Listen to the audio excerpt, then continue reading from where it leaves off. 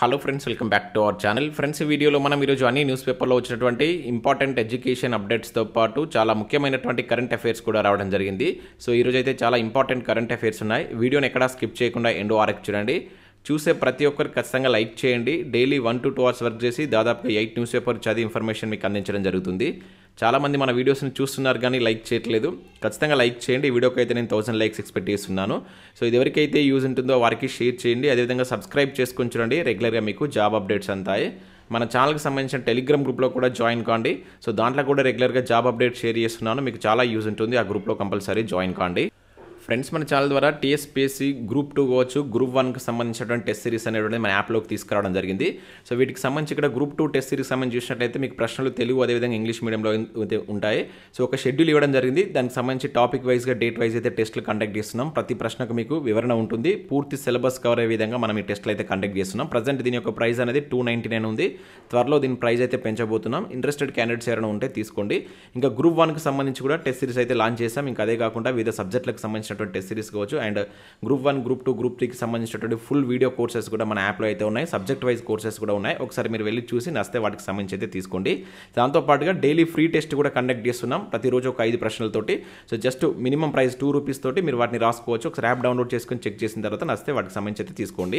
Friends, ఈరోజు news పేపర్లో వచ్చినటువంటి అప్డేట్స్ కనుక చూసినట్లయితే మనకి ఇక్కడ ఫస్ట్ అప్డేట్ వచ్చేసి గ్రూప్ 1 ఉద్యోగాలు ఇప్పిస్తామని 54 మంది నుంచి రూపాయలు 4.5 కోట్లు వసూలు అని చెప్పేసి ఇక్కడ మనం వెలుగు న్యూస్ పేపర్లో ఒక అప్డేట్ చూడవచ్చు. బాధితుల్లో మాజీ అడిషనల్ ఎస్పీ కుటుంబం అని చెప్పేసి ఇక్కడ ఇచ్చారు. సో కొడుక్కి జాబ్ వస్తుందని డబ్బులు ఇచ్చినటువంటి ఆఫీసర్ భార్య మోసపోయాక పిఎస్లో కేసు, ప్రధాన నిందితుడి అరెస్ట్, నిందితుల్లో బీఆర్ఎస్ నేత బి వినోద్ కుమార్ బంధువు అని చెప్పేసి ఇక్కడ మనకు వెలుగులో అయితే ఒక అప్డేట్ అయితే చూడవచ్చు. దాదాపు ఈరోజు ఇది అన్ని న్యూస్ పేపర్లో ఈ అప్డేట్ అయితే రావడం జరిగింది. సో తెలంగాణ, ఏపీ రాష్ట్రాల్లో గ్రూప్ 1 ఉద్యోగాలు ఇప్పిస్తామంటూ కోట్లు వసూలు చేసినటువంటి ముఠా ప్రధాన నిందితుడిని హన్మకొండ పోలీసులు అరెస్ట్ చేసినట్లు ఇక్కడ చూడవచ్చు. సో మాజీ అడిషనల్ ఎస్పీ భాస్కర్ రావు భార్య శ్రీదేవి గత ఏడాది ఇచ్చినటువంటి ఫిర్యాదుతో కేసు నమోదు చేసినటువంటి హన్మకొండలో ఉన్నటువంటి సుబేదారి పోలీసులు ఈ నెల 28న ప్రధాన నిందితుడిని పట్టుకున్నారు. శుక్రవారం హన్మకొండ ఏసీపీ కొత్త దేవేందర్ రెడ్డి కేసు వివరాలు అయితే వెల్లడించారు. సో వరంగల్ పిన్నవారి వీధికి చెందినటువంటి కొత్త వీరేశం సికింద్రాబాద్లోని వెస్ట్ మారేడుపల్లిలో ఉంటున్నారు. ప్రభుత్వ ఉద్యోగాలు ఇప్పిస్తామని తమకు అధికారులు, పార్టీ నాయకులు కావచ్చు, ఇంకా ప్రభుత్వ ఉన్నత అధికారులతో సంబంధాలు ఉన్నాయని నిరుద్యోగులకు చెప్పుకుంటూ తిరిగేవాడు. సో ఈ క్రమంలో వరంగల్కి చెందినటువంటి నల్గొండ జిల్లా మాజీ అడిషనల్ ఎస్పీ భాస్కర్ రావు భార్య శ్రీదేవి దగ్గరకు వెళ్ళి ఆమె కొడుకు గ్రూప్ 1 జాబ్ ఇస్తామని చెప్పి రూపాయలు 15 లక్షల తీసుకున్నాడు. తర్వాత ఉద్యోగం గురించి అడిగినప్పుడల్లా వీరేషన్ తప్పించుకుంటూ తిరుగుతుండడంతో మోసపోయామని గుర్తించి 2023లో సుబేదార్లో ఉన్నటువంటి పోలీస్ స్టేషన్లో శ్రీదేవి చీటింగ్ కేసు పెట్టారు. సో విచారణ చేపట్టినటువంటి పోలీసులు 9 మంది నిందితులు ముఠాగా ఏర్పడి 54 మందికి జాబ్లు ఇప్పిస్తామని రూపాయలు 4.5 కోట్లు వసూలు చేశారని చెప్పేసి తెలుసుకున్నారు. సో ఇందులో ప్రధాన నిందితుడైనటువంటి కొత్త వీరేశం, అతని భార్య కొత్త అరుంధతి, ఇంకా వీరి కొడుకు గోపీనాథ్ అండ్ కూతురు పూజిత హైదరాబాద్లో నాగోల్కు చెందినటువంటి గూడూరు పవన్ కుమార్ కావచ్చు, అతని భార్య పద్మజ ఖమ్మం టౌన్కు చెందినటువంటి ఊటుకూరు శ్రీనివాసరావు, ఏపీలో ప్రకాశం జిల్లా తల్లూరుకు చెందినటువంటి బుచ్చిబాబు, నర్సంపేటకు చెందినటువంటి బోయినపల్లి రవీందర్రావు ఉన్నట్లుగా గుర్తించినట్టు ఇక్కడ మనం ఒక అప్డేట్ అయితే చూడవచ్చు. సో ఇది మనకు గత 2 డేస్ నుంచి దీనికి సంబంధించిన అప్డేట్స్ అయితే వస్తున్నాయి. ఈరోజు కూడా చాలా న్యూస్ పేపర్లు ఈ అప్డేట్ అయితే రావడం జరిగింది. ఇక్కడ మనం ఈనాడులో కూడా చూడవచ్చు, నమస్తే తెలంగాణలో కూడా చూడవచ్చు. గ్రూప్ 1 ఉద్యోగాల పేరిట 4.5 కోట్ల వసూలు అని చెప్పేసి ఇక్కడ ఇవ్వడం జరిగింది. సో ఎవరైనా కూడా గవర్నమెంట్ జాబ్ డబ్బులు ఇస్తామని చెప్పేసి అంటే మీరు నమ్మకండి. అటువంటి జరగవు. డబ్బులు తీసుకొని మిమ్మల్ని మోసం చేసేటువంటి ఛాన్స్ ఉంటుంది. నిరుద్యోగుల యొక్క ఆసరాను వాళ్ళు క్యాష్గా అయితే మలుచుకుంటున్నారు కనుక 100% వీటిని మీరు నమ్మకండి. నెక్స్ట్ కనుక చూసినట్లయితే మనకి ఇక్కడ మరొక నోటిఫికేషన్ అయితే రిలీజ్ కావడం జరిగింది. 966 జూనియర్ ఇంజనీరింగ్ ఉద్యోగాలకు సంబంధించి నోటిఫికేషన్ అయితే రిలీజ్ చేయడం జరిగింది. సో టీఎస్పీఎస్సీ కొత్త నోటిఫికేషన్ల కోసం వెయిట్ చేస్తున్న ప్రతి ఒక్కరు వీడియోని అయితే లైక్ చేయండి. సో ఇక్కడ మనం చూసినట్లయితే staff selection commission junior engineering ఉద్యోగాల భర్తీకి నోటిఫికేషన్ అయితే విడుదల చేసింది. సివిల్, మెకానికల్, ఎలక్ట్రికల్ విభాగాల్లో మొత్తం 966 పోస్టులు అయితే ఉన్నాయి. సో ఇంజనీరింగ్ చేసినటువంటి అభ్యర్థులు ఏప్రిల్ 18 లోపు ఆన్లైన్లో అప్లై చేసుకోవాల్సి అయితే ఉంటుంది. జూన్ 4వ తేదీన ఇక్కడ వీటికి సంబంధించిన ప్రిలిమ్స్ పరీక్ష నిర్వహిస్తామని చెప్పేసి అయితే డేట్ కూడా ఇవ్వడం జరిగింది. సో ఇక్కడ 35,000 నుంచి స్టార్ట్ చేస్తే 1,12,000 వరకు అయితే శాలరీ ఉంటుంది. పూర్తి వివరాల కోసం మీరు ఈ వెబ్సైట్కి సంప్రదించాలని చెప్పేసి ఇక్కడైతే ఉంది. సో ఇక్కడ మీరు పీడిఎఫ్ కనుక చూసినట్లయితే నేను ఈ పీడిఎఫ్ను మన టెలిగ్రామ్లో షేర్ చేస్తాను. అక్కడ నుంచి మీరు డౌన్లోడ్ చేసుకుని అయితే చూడవచ్చు. ఇది నోటిఫికేషన్ పీడిఎఫ్ మనకు. సో జూనియర్ ఇంజనీరింగ్ సివిల్ కావచ్చు, మెకానికల్, ఎలక్ట్రికల్ ఎగ్జామినేషన్ 2024 అని చెప్పేసి ఇక్కడ ఇవ్వడం జరిగింది. సో ఇక్కడ వాటికి సంబంధించినటువంటి పరీక్షా తేదీలు, ప్రిలిమ్స్ ఎగ్జామ్ డేట్స్ అయితే మనకు స్టార్టింగ్లో అయితే ఉన్నాయి. సో మనకి ఇక్కడ డీటెయిల్ పోస్టులకు సంబంధించి అంటే ఆర్గనైజేషన్, ఏ ఆర్గనైజేషన్లో పోస్ట్ ఉంది, ఆ పోస్ట్ నేమ్ ఏంటి, అండ్ దానికి సంబంధించినటువంటి ఎసెన్షియల్ ఎడ్యుకేషన్ క్వాలిఫికేషన్ డీటెయిల్స్ ఇచ్చారు, అండ్ ఏజ్ లిమిట్ కూడా ఇవ్వడం జరిగింది. ఇక్కడ ఒక్కొక్క పోస్ట్కి ఒక్కొక్క క్వాలిఫికేషన్ అయితే ఉంది. ఒకసారి మీరు ముఖ్యంగా ఇంజనీరింగ్ చేసిన అభ్యర్థులు ఎవరైతే ఉన్నారో ఒకసారి దీన్ని మీరు డౌన్లోడ్ చేసుకొని చెక్ చేయండి. మీకు కనుక ఈ ఎలిజిబిలిటీస్ ఉంటే వీటికి అప్లై చేసుకోండి. ఇవన్నీ మనకు ప్రభుత్వ పర్మనెంట్ ఉద్యోగాలు, చాలా మంచి శాలరీస్ అయితే ఉంటాయి. సో వీటికి సంబంధించి ఇక్కడ మీకు బ్రేకప్ వేకెన్సీస్ కూడా ఇచ్చారు. ఒకసారి మీరు టెంటేటివ్ వేకెన్సీస్ కూడా ఇక్కడ మీరు చెక్ చేసుకోవచ్చు. So name of the department కావచ్చు, post name, SC, ST, OBC, EWS, UR, total vacancies సంబంధించినటువంటి ఆ 966 వేకెన్సీ సంబంధించినటువంటి బ్రేకప్ లిస్ట్ కూడా దీనిలో ఇచ్చారు. ఒకసారి వీటిని మీరు చెక్ చేయండి. మీకు కనుక ఎలిజిబిలిటీ అండ్ ఇంట్రెస్ట్ ఉంటే వీటికి అప్లై చేసేటువంటి ఐటమ్ చేయండి. పూర్తి పీడిఎఫ్ నేను మన టెలిగ్రామ్లో షేర్ చేస్తాను, దాంట్లో జాయిన్ కాండి. సో నెక్స్ట్ అప్డేట్ ఇక్కడ చూసినట్లయితే కానిస్టేబుల్లకు శాపం అంటూ ఇక్కడ ఒక అప్డేట్ మనం దిశా న్యూస్ పేపర్లో చదవచ్చు. జీవో 71 రద్దు చేసిన గత ప్రభుత్వం, జీవో 7, జీవో 8లతో తీవ్ర అన్యాయం, డిపార్ట్మెంట్ ప్రమోషన్స్ 10 to 5% తగ్గింపు, హెడ్ కానిస్టేబుల్కు మాత్రమే ఏఎంవిఐ ఛాన్స్, 30 ఏళ్ళు అయినా కూడా అదే పోస్టుతో రిటైర్మెంట్, 2011 నుంచి పదోన్నతులు లేవంటే ఇక్కడ చూడవచ్చు. సో గత బీఆర్ఎస్ ప్రభుత్వం తీసుకొచ్చిన నిర్ణయాలు కానిస్టేబుల్కు శాపంగా మారాయి. జీవో 71 రద్దుతో 3 దశాబ్దాలుగా పనిచేస్తున్న వారికి ప్రమోషన్స్ కలగానే మిగిలాయి. సో డిపార్ట్మెంటల్ ప్రమోషన్స్ తగ్గుదలతో పాటు ఖాళీలను ఉన్నతాధికారులు చూపకపోవడంతో తీవ్ర అన్యాయం జరుగుతుంది. సో మరో కొత్త జీవో తెచ్చినా దాని అమలు కాలేదు. సో స్టేట్ ట్రాన్స్పోర్ట్ అథారిటీ పనిచేసేటువంటి కానిస్టేబుల్కు మనకు 2011 నుంచి ప్రమోషన్ లేకపోవడం ఆశ్చర్యం కలిగిస్తుందని చెప్పేసి ఇక్కడ ఇవ్వడం జరిగింది. సో 2011 నుంచి చాలామందికి ప్రమోషన్స్ లేవంట. ఇది జీవో 71 రావడమే దాన్ని పునరుద్ధరించాలని చెప్పేసి కానిస్టేబుల్ కోరుతున్నట్లుగా ఇక్కడ ఒక అప్డేట్ మనం జరగవచ్చు. సో టెట్కు 13,163 దరఖాస్తులు అంటే ఇక్కడ చూడవచ్చు. కొనసాగుతున్నటువంటి దరఖాస్తు ప్రక్రియ ఏప్రిల్ 10 వరకు ఆన్లైన్లో స్వీకరణ, మే 20 నుంచి జూన్ 3 వరకు పరీక్షలు అంటే ఇక్కడ ఇచ్చారు. సో టెట్కు నిన్నటి వరకు కనుక చూసినట్లయితే ఇక్కడ 13,000 దరఖాస్తులు వచ్చినట్లయితే ఇవ్వడం జరిగింది. దీనిలో మనకు పేపర్ 1కు 5,030, పేపర్ 2కి వచ్చేసి 6,817 దరఖాస్తులు వచ్చినట్టు, రెండింటికి కలుపుకుంటే మనకు 13,163 దరఖాస్తులు వచ్చినట్లు ఒక అప్డేట్ అయితే ఇక్కడ మనం చూడవచ్చు. నెక్స్ట్ ఉద్యోగాల పేరుతో మోసం అంటే ఇక్కడ మరొక అప్డేట్ కూడా చూడవచ్చు దిశా న్యూస్ పేపర్లో. సో కలెక్టరేట్లో జాబ్స్ అంటూ చీటింగ్, అమ్మకానికి అవుట్ సోర్సింగ్ ఉద్యోగాలు, నిరుద్యోగ యువతకు దళారుల డబ్బుల ఎర, మంచిర్యాల జిల్లా పోలీసుల చేతిలో మాఫియా గుట్టు అని చెప్పేసి ఇక్కడ ఇవ్వడం జరిగింది. ఇక్కడ విషయం అయితే ఆ రండి బాబు రండి 3 లక్షలు కొట్టండి, మంచిర్యాల జిల్లా కలెక్టరేట్ కార్యాలయంలో ఉద్యోగం పట్టండి అంటూ ఓ ఏజెన్సీ మరికొంతమంది బ్రోకర్లు గత కొంతకాలంగా మంచిర్యాల జిల్లా వ్యాప్తంగా వల వేస్తున్నారు. సో ఈ మూట మనకు అవుట్ సోర్సింగ్ ఉద్యోగాల అమ్మకాల పేరిట లక్షల రూపాయలు దండుకున్నారంటే అతిశయోక్తి కాదు. లక్షల రూపాయలు దారపోసి ఉన్నత విద్యను అభ్యసించి ప్రైవేటు ప్రభుత్వ ఉద్యోగాలు లేక, మరోవైపు భార్య పిల్లలను పోషించలేక ఇబ్బందులు ఎదుర్కొంటున్నటువంటి నిరుద్యోగులను ఈ సంస్థ టార్గెట్ చేస్తున్నట్టు తెలుస్తుంది. ఓ సంస్థ పేరుతో కొంతమంది నిర్వాహకులు సింగరేణి కోల్ బెల్ట్ ప్రాంతానికి చెందినటువంటి అమాయకులకు వారి ధన దాహానికి వినియోగించుకున్నట్లు తెలుస్తున్నట్టు ఇక్కడ జరగవచ్చు. సో ఇది ఇటువంటి పరిస్థితులు చాలా జరుగుతున్నాయి. నేను ఇంతకుముందు చెప్పాను, అసలు నమ్మకండి.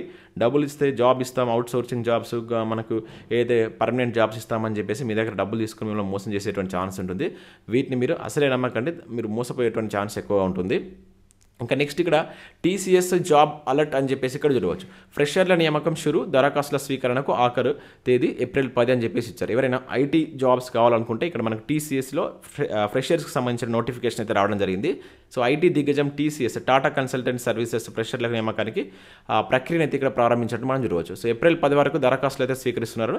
సో దీంతో చాలా కాలంగా ఐటీ సంస్థల నియామకాలు వేచి చూస్తున్నటువంటి ఇంజనీరింగ్ గ్రాడ్యుయేట్లకు ఇది ఒక ఊరటనివ్వండి. సో టాటా కన్సల్టెన్సీ సర్వీసెస్ మొత్తం 40,000 మంది ఫ్రెషర్లకు ఉద్యోగ అవకాశాలు ఇవ్వనుందంట 2024 సంవత్సరానికి గాను.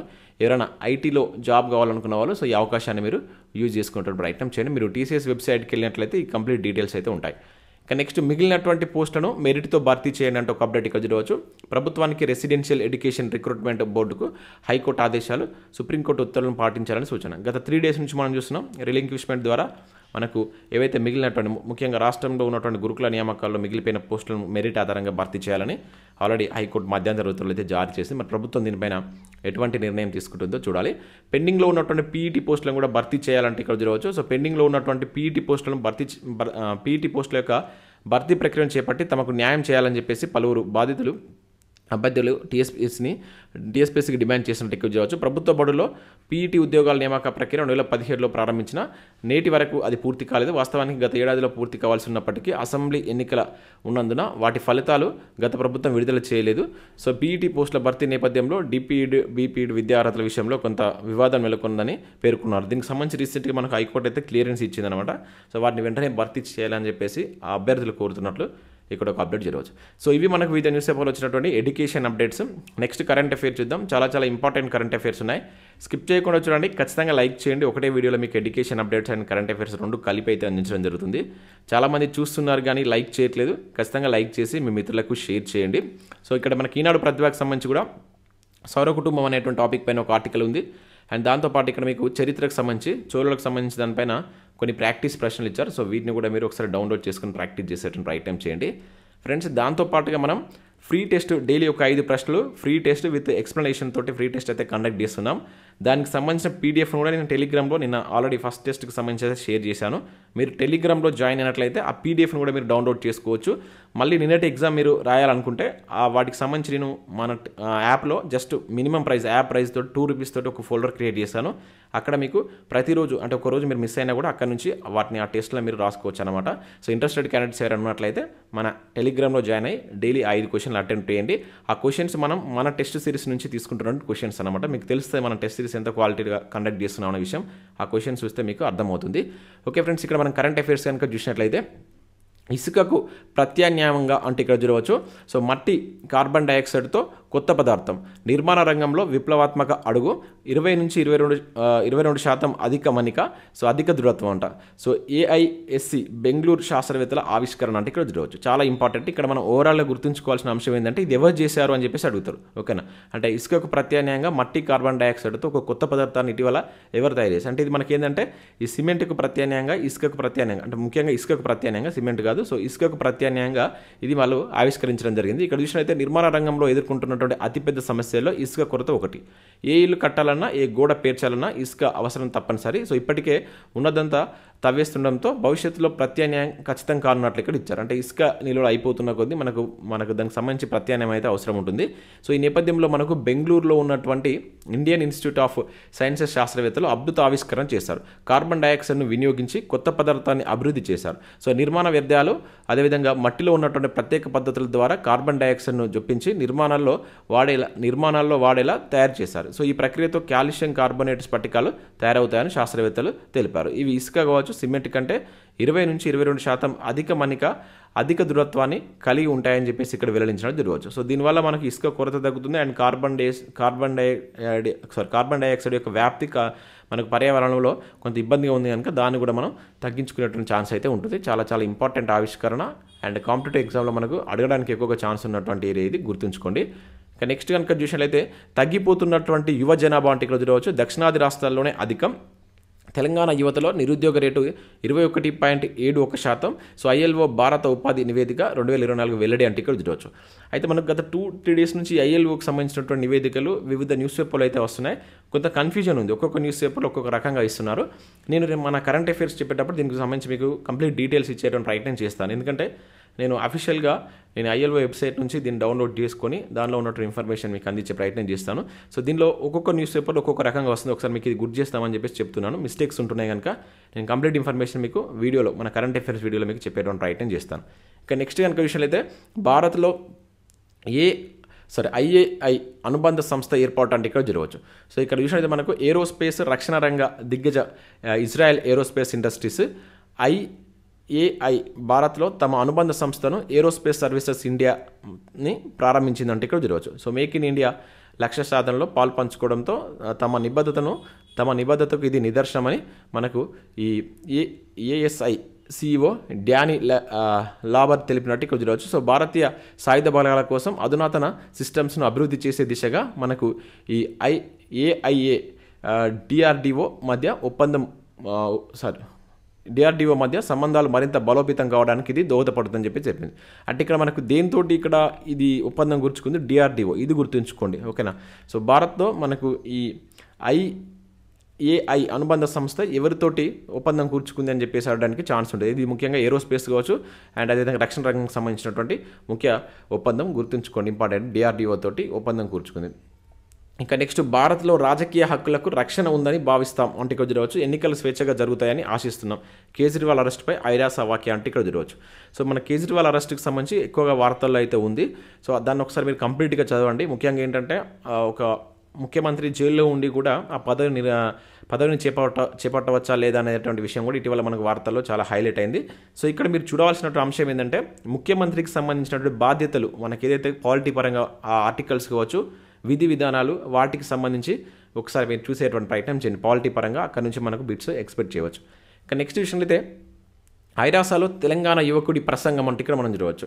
సో మనకు ఐక్యరాజ్య సమితి 55వ మానవ హక్కుల మండలి సమావేశంలో భారత్ తరపున వికారాబాద్ జిల్లాకు చెందినటువంటి సాయి సంపత్ పాల్గొన్నారు. సో స్విట్జర్లాండ్లో మనకు జెనీవాలో ఈ నెలలో ఈ ప్రపంచ మానవ హక్కుల సమావేశం జరిగింది. ఇక్కడ గుర్తుంచుకోవాల్సిందంటే ఇది ఎన్నవ సమావేశం, ఎక్కడ జరిగింది అనేది ఇంపార్టెంట్. ఓకేనా, గుర్తుంచుకోండి. దీనిలో మనకు తెలంగాణకు సంబంధించినటువంటి ఈ సాయి సంపత్తి మానవ హక్కుల సమావేశంకు సంబంధించిన దానిలో మనకు మాట్లాడడం జరిగింది. సో ఇతను వికారాబాద్ జిల్లా ముషీరాబాద్ మండలం బాద్లాపూర్ గ్రామానికి చెందినటువంటి వ్యక్తి. గుర్తుంచుకోండి, మన తెలంగాణ ప్రాంతానికి సంబంధించిన వ్యక్తి కనుక అడగడానికి ఛాన్స్ ఉంటుంది. గుర్తుంచుకుంటే అది ఎక్కడ జరిగింది అనేది కూడా ఇంపార్టెంట్. ఇంకా షుగర్ ముప్పును పక్కాగా గుర్తించవచ్చు అంటే ఇక్కడ చూడవచ్చు. 1 అవర్ ప్లాస్మా గ్లూకోజ్ పరీక్షతో నిర్ధారణ, అంతర్జాతీయ డయాబెటీస్ ఫెడరేషన్ సిఫారసు అంటే ఇక్కడ చూడవచ్చు. సో ఇక్కడ మనం చూసినట్లయితే సో మారినటువంటి జీవనశైలి కావచ్చు, ఆహార అలవాట్ల కారణంగా ప్రపంచవ్యాప్తంగా మధుమేహ బాధితుల సంఖ్య విపరీతంగా పెరుగుతుంది. ఒక అధ్యయనం ప్రకారం సో దేశ జనాభాలో 11.4% ఉంటే 10.1 కోట్ల మంది మధుమేహ బాధితులు ఉన్నారంట. ఇంకా అదే దేశ జనాభాలో మనకు 15.3% అంటే 13.6 కోట్లు మనకు ఈ ప్రీ డయాబెటీస్ దశలో ఉన్నారంట. అయితే ఈ ప్రీ డయాబెటీస్ దశలో ఉన్నటువంటి వారిని ఖచ్చితంగా గుర్తించేందుకు వీలుగా ఈ 1 అవర్ ప్లాస్మా గ్లూకోజ్ను తీసుకొచ్చారనమాట. సో దీని ద్వారా ఈ ప్రీ డయాబెటీస్ అంటే వాళ్ళకి ఎక్కువ ముప్పు ఉంటుంది, అంటే నెక్స్ట్ వాళ్ళకు డయాబెటీస్ రావడానికి ఛాన్స్ ఉంటుంది కనుక వాళ్ళను అటువంటి వ్యక్తులను కనుక గుర్తిస్తే వాళ్ళకి రాకుండా కొన్ని వాళ్ళ ఆహార అలవాట్లను అయితే చేంజ్ చేసుకోవచ్చు. సో దానికోసం మనకు అంతర్జాతీయ డయాబెటీస్ ఫెడరేషన్ ఏం సిఫారసు చేస్తుందంటే సో దీన్ని యూజ్ చేయాలని చెప్తుంది. మన క్వశ్చన్ ఎట్లా అడుగుతుందంటే ఇటీవల వార్తల్లో ఉన్నటువంటి 1 అవర్ ప్లాస్మా గ్లూకోజ్ అని దేనికి సంబంధించింది, ఇది ఫ్రీ డయాబెటీస్ను గుర్తించడానికి మనకు అంతర్జాతీయ డయాబెటీస్ ఫెడరేషన్ సిఫారసు చేసినటువంటిదని గుర్తుంచుకోండి. ఈ రకంగా మనకు విట్టడానికి ఛాన్స్ ఉంటుంది. ఇంకా నెక్స్ట్ చూసినట్లయితే ఇక్కడ ఏఐతో పెను మార్పులు అంటే ఇక్కడ జరగవచ్చు. సో డీఫేక్తోనూ తీవ్ర పరిణామాలు, దుర్వినియోగం కాకుండా చర్యలు, డిజిటల్ అంతరాన్ని అంగీకరించాం, విద్యా సేద్యంలో సాంకేతిక కీలక పాత్ర, పల్లెలకు విస్తరించినటువంటి డిజిటల్ వ్యవస్థ, కోవిన్ యాప్ వినియోగమే ఉదాహరణ. సో తదుపరి లక్ష్యం సర్వైకల్ క్యాన్సర్కు వ్యాక్సిన్. సో పునరుత్పాదకతపై ప్రత్యేక దృష్టి పెట్టాం. సో బిల్ గేట్స్తో చాయ్ పే చర్చలో ప్రధాని మోడీ అంటే ఇక్కడ జరగవచ్చు. సో దీనికి సంబంధించి ఒక పెద్ద ఆర్టికల్ వచ్చింది ఈరోజు. నేను దాన్ని మన టెలిగ్రామ్లో షేర్ చేస్తాను ఈ వీడియో అయిపోయిన తర్వాత. ఒకసారి దాన్ని మీరు డౌన్లోడ్ చేసుకొని చూడండి. దానిలో మనకి ఏంటంటే కరెంట్ అఫైర్స్ అని కాదు కానీ సో ఇంతకుముందు ఉన్నటువంటి చాలా అంశాలు, అంటే సెంట్రల్ గవర్నమెంట్ తీసుకొచ్చినటువంటి డ్రోన్ దీదీ పథకానికి సంబంధించి కావచ్చు, సర్వైకల్ క్యాన్సర్ సంబంధించి రీసెంట్ ఒక వ్యాక్సిన్ తయారు చేస్తున్నటువంటి విషయం కావచ్చు, వాటన్నిటి గురించి కొంచెం డీప్గా ఎక్స్ప్లెనేషన్ అయితే ఉంది. ఒకసారి వాటిని మీరు చూసేటువంటి ప్రయత్నం చేయండి, మీకు రివిజన్లో అది యూజ్ అవుతుంది. ఇంకా నెక్స్ట్ వీక్లో వచ్చినటువంటి కరెంట్ అఫైర్స్ కనుక చూసినట్లయితే కరెంట్ అఫైర్స్ సంబంధించి ఇక్కడ ఆల్రెడీ మనం ఇవన్నీ చూసాం. సో ఒకసారి రివిజన్ అయితే చూద్దాం. మనకు జాతీయ దర్యాప్తు సంస్థ డైరెక్టర్ జనరల్గా మనకు సదానంద్ వసంత్ దాతను నియమిస్తూ కేంద్రం ఇటీవల నిర్ణయం అయితే తీసుకుంది. మార్చి 20న ఉత్తర్వులు అయితే జారీ చేసింది. ఉగ్రవాద వ్యతిరేక దళం మహారాష్ట్రకు సంబంధించి ఇతను అంతకుముందు అధిపతిగా ఉన్నారు.